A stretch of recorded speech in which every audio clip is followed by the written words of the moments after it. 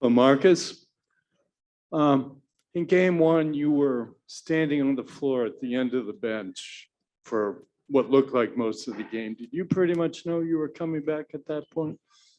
I was, it was a very high hope that I could get back. My body just, as long as my body kept responding the right way for me. And it did, I got to get into shoot around, test it out, and it felt good. It felt good that day as well, but better safe than sorry. I didn't really get a chance to try it out that morning before that game one. So we didn't want to risk it, and it wasn't feeling too well. But I was just kept telling myself, game two, you're playing. Okay, how hurt you are, you got to give it a shot. And we were very aggressive with treatment. 2-a-days. I was in the pool doing pool workouts, and just everything I could to speed this recovery up. Marcus, how difficult was it to sit and watch what happened in game one? And what was your mindset coming into this one? Looked like you were aggressive pretty much on both ends of the floor out there tonight. Yeah, it was a lot for me. I was very frustrated with that because I couldn't get out there and help my teammates. I had to sit there and watch, us struggle the way we did, and knowing that I probably could have helped was very painful. But at the same time, it was good for us. It was good for our team and our guys to play through some more adversity.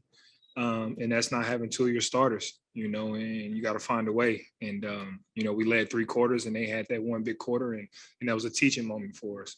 And then for me today, it was just, just come out, be as aggressive as you can and not let the same mistake happen. We're playing against a really, really, really, really good Miami team. And, when you make mistakes, they make you pay for it. And we got to limit those mistakes. And that was my mindset. Come in, get Jason, Jalen the ball, Al, get them their shots open. And then, take what the defense gives you. Hey, Marcus, tonight you defended Jimmy Butler for 31 possessions and held him to only 9 points, according to Second Spectrum tracking data.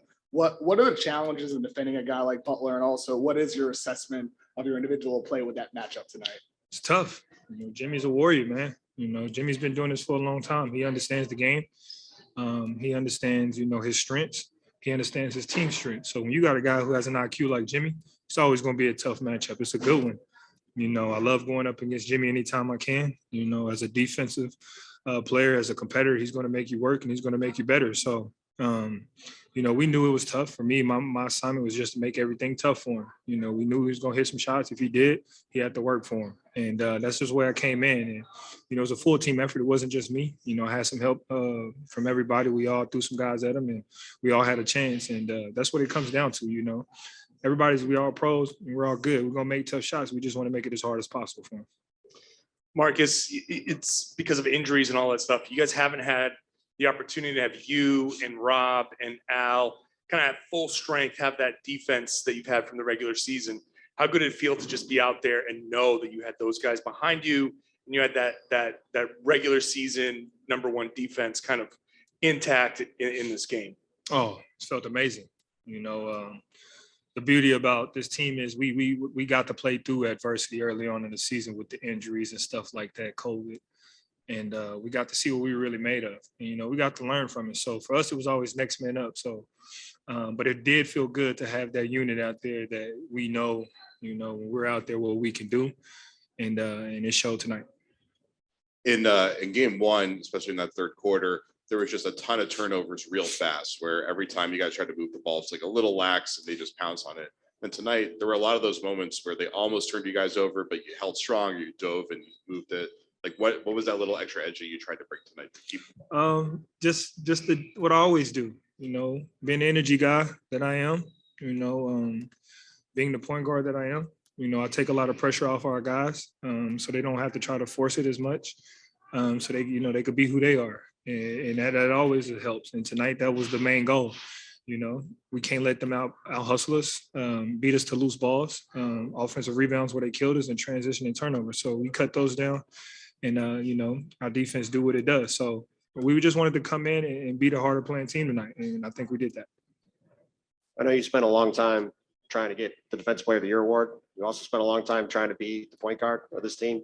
to come back tonight after the turnovers you guys had the other night, have 12 assists and 1 turnover, and some of you guys down, like you said, during the game. How much pride do you take in, your ability to kind of run the team the way you've always said you had the ability to? A lot of pride. That's what I've been doing my whole career. That's what I got drafted here to do. And, I just waited my turn, and I'm blessed to be in the situation I am, to have the opportunity to go out and show what I can do. And, I think everybody in the organization in the world is seeing what I can do at that point guard position. Hey, Marcus, I know you spoke on it just a second ago, but that third quarter tonight, after what happened a couple nights ago, you broke a couple ankles there in that third quarter. You hit a couple of threes. What kind of locked in for you to make sure that you guys held that lead tonight? Just be who I am, come out and be that leader, stay on top of my guys. It was a little bit tougher in game 1 to do it because you weren't out there. And as a player, sometimes when you're on the court and the guys or who's not on the court trying to tell you, you just kind of really don't want to hear it. You listening, but it's tough, and it's a different type of energy and feel when, when I'm out there on the court, able to bark out the commands and really get into my guys and get them motivated. Because now it's like, okay, if he's going to go out there and do it, I don't want to be the guy that's slacking. So I got to come with it. And that's the beauty of having me on the court, to do that, to settle us down, to get us what we need to do and make plays for my teammates. How does Al Horford change the way that you guys defend? And what was the difference that he brought between game 1 and game 2? His energy. Al is, he 35? 36, and he's still moving like he's 22. That's been an advantage for us. He's an athletic long guy who can get out and switch onto those smaller, quicker guards. And it really, keeps our defense compact, and it's not really a mismatch that teams can really try to go after, especially with me and Al on the floor. And that's big for us. Al has always been big for it. He's a great leader. He's a great vet. And that's what we expect from Al.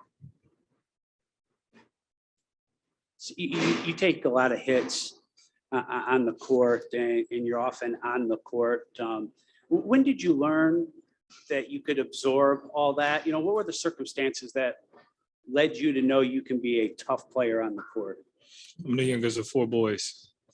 My whole life, you got to fight. You got to be tough, or you might as well keep it pushing. So my whole life is how I've been. I'm from Texas, where football is, prominent for us. I played football, and, you built that. And like I said, being the youngest, you ain't got no choice but to be tough. And that's just how it was.